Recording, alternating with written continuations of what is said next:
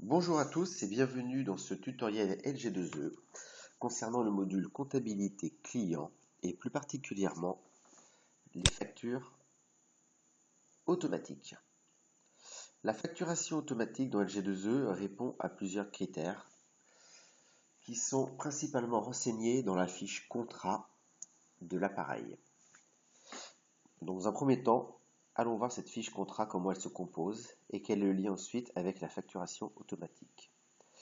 Dans clientèle, appareil, j'obtiens la liste des appareils, qui était d'ailleurs déjà affichée à l'écran.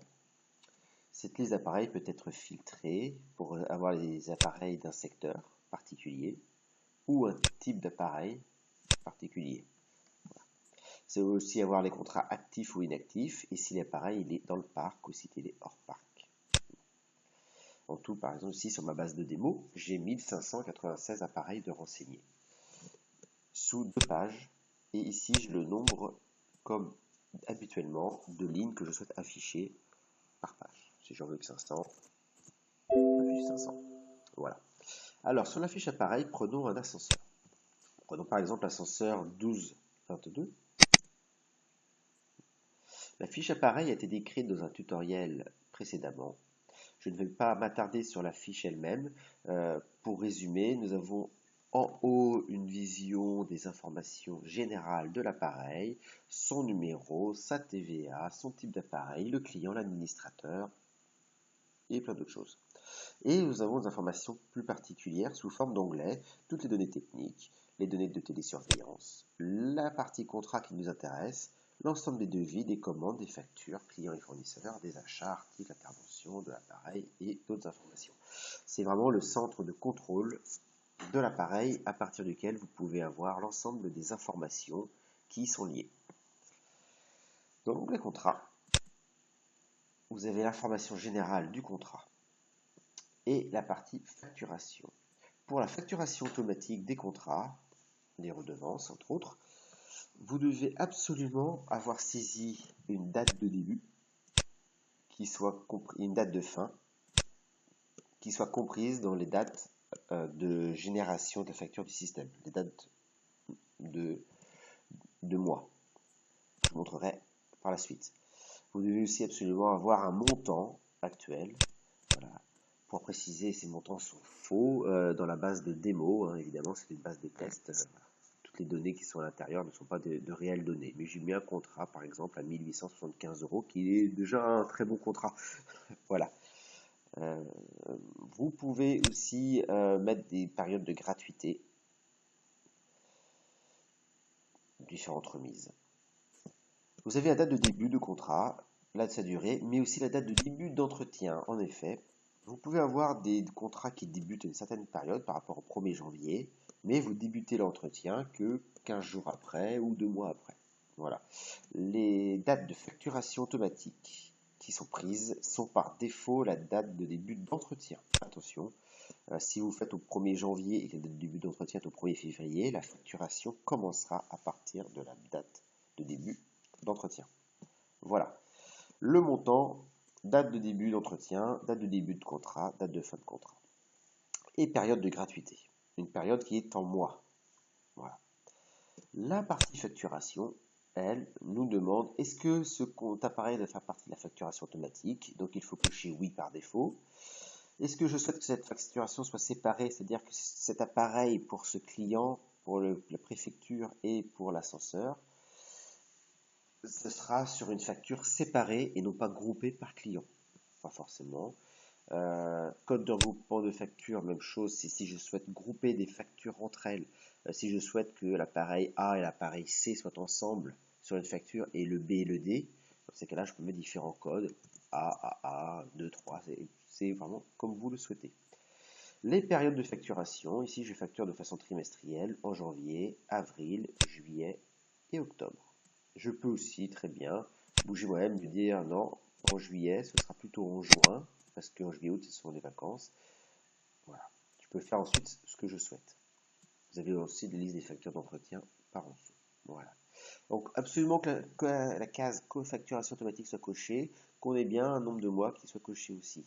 Là, ce qui va se passer, c'est qu'en janvier, nous allons facturer à terme échus. C'est-à-dire, nous allons facturer les mois d'avant. Enfin, nous ne facturons pas en avance sur ce cas-là.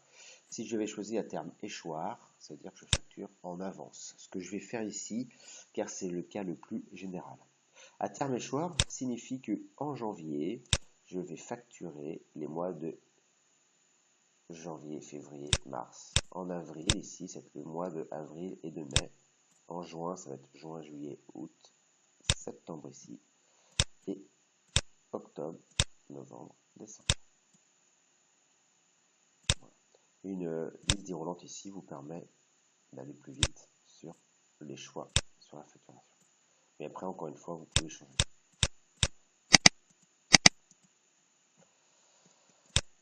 Mon appareil étant bien paramétré, je vais pouvoir lancer la facturation, mes appareils, pardon, je vais pouvoir lancer la facturation automatique. La facturation automatique consiste donc à aller dans le menu Vente, facturation automatique, établissement de la facturation automatique.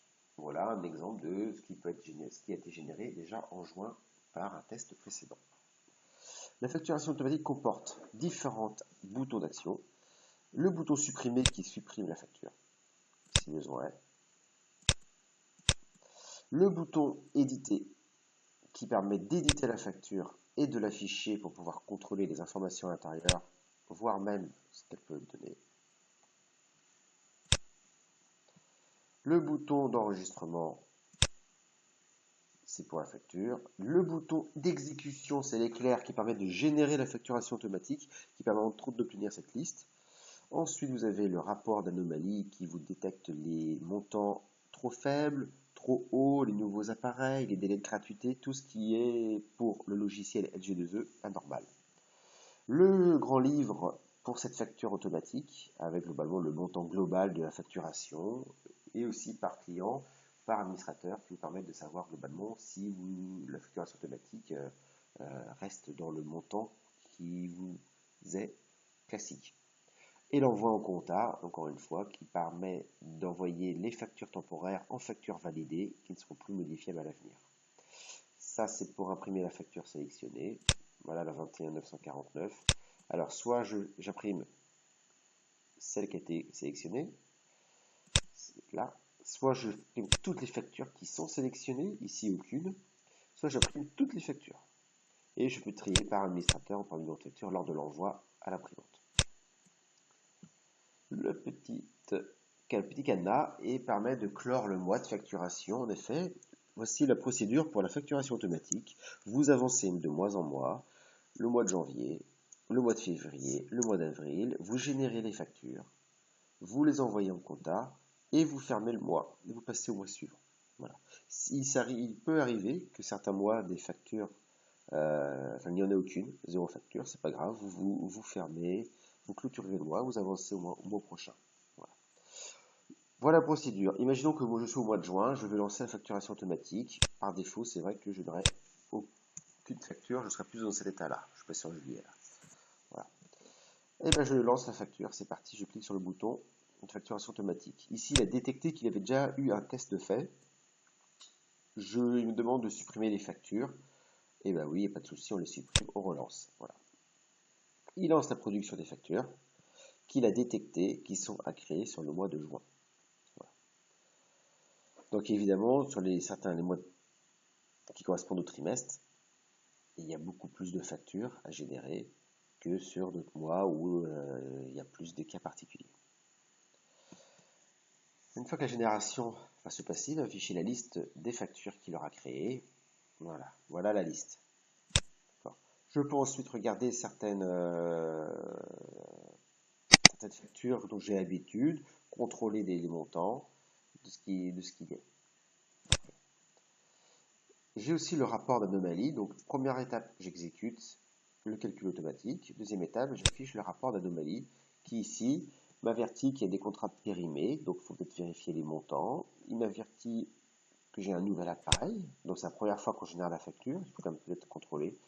Je peux avoir aussi des délais de gratuité qui vont apparaître, des montants anormalement bas, des montants anormalement hauts et d'autres critères d'alerte. Je peux retourner sur mon appareil, modifier les informations qui me semblaient fausse et relancer dans ces cas-là la facturation automatique.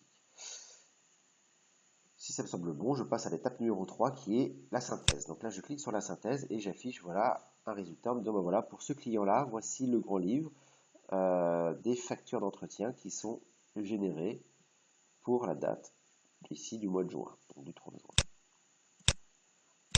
J'ai l'ensemble des factures qui seront faites par appareil. Alors, c'est pas l'ensemble des factures, c'est le détail en fait par facture, par appareil. Et j'ai un montant total, par exemple X ici, pour cette base de démo de environ 24 000 euros. Encore une fois, qui est une base de test. Ce montant me semble bon. J'ai vérifié par rapport à certaines copropriétés que les montants pour moi étaient corrects. Je peux ensuite, dans ces cas-là, cocher l'ensemble des factures. Petite astuce, bouton droit, tout cocher, tout décocher permet automatiquement de les sélectionner s'il y a besoin et d'envoyer en comptabilité. Un bouton d'alerte qui vous dit attention, les factures émises seront enregistrées dans la comptabilité de G2E, elles ne pourront pas être modifiées. Le seul moyen, s'il y a une erreur, c'est de faire un lavoir correspondant à la facture. Je clique sur le bouton, il envoie en comptabilité et l'ensemble de vos factures sont enregistrées définitivement. Ensuite, je peux imprimer les factures en cliquant sur le bouton. J'imprime toutes les factures sélectionnées ou même toutes les factures de la page. Je trie par administrateur si pour moi c'est plus pratique ou par le numéro de facture. Je clique sur le bouton valider. Je ne lance pas de mon côté car j'ai pas envie d'imprimer les factures. On va rester écologique. Et l'ensemble des factures vont être envoyées à l'imprimante qui sera sélectionnée. Mon mois de juin est fait. Pour moi, il est validé. Je clique sur le cadenas. Une alerte, voulez-vous clore le mois du juin? C'est parti, c'est oui, petit commentaire, juin par exemple, et pour moi ok, je valide, et là je suis sur le mois de juillet. Le mois d'après, je relance ma facturation automatique. Le mois de juillet, je pense pas qu'il va y en avoir beaucoup, c'est pas un mois de trimestre. Voilà, par exemple j'en ai une, que je peux vérifier, voir ce qu'il en est. Si je suis ok, je l'envoie au compta, je l'imprime, etc. Je passe au mois d'août. Voilà. Donc la facturation automatique est très pratique, permet de gagner un temps considérable. Par contre, elle demande une très grande rigueur sur la saisie des informations au niveau de la fiche contrat, c'est-à-dire le montant, les dates de début, les dates de fin, les dates de début d'entretien, les mois de gratuité, enfin la période en mois de gratuité, et les mois de facturation qui sont cochés, ainsi que la facturation automatique. Faites encore une fois aussi attention au terme échu ou échoir, soit je facture en avance, soit je facture les mois qui viennent d'être écoulés, c'est-à-dire à terme échu. Voilà. Et G2E reste disponible pour toute demande d'information. À très bientôt pour un prochain tutoriel. Au revoir.